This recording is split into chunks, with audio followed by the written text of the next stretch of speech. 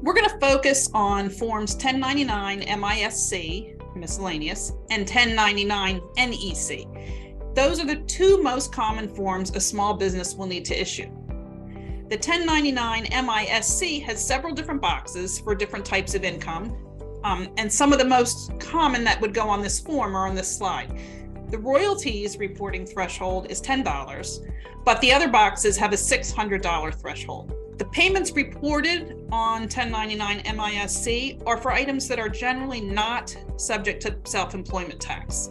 This year, the IRS made 1099 MISC a continuous form. That means they're not going to print a new form for each calendar year unless they need to make a revision and change one of the boxes. So now we're going to simply use the same form over and over again until they tell us to change. And we're just going to type the calendar year for which this pertains in the corner.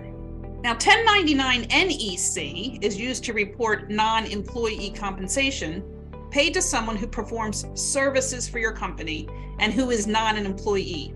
Remember that personal payments don't require 1099s, so a homeowner wouldn't need to send a 1099 to their plumber, but an owner of rental property might need to issue a 1099 to the plumber. If you're treating your rental property as a trade or business for tax purposes, then you would need to issue any necessary 1099s for people who perform services for that rental property.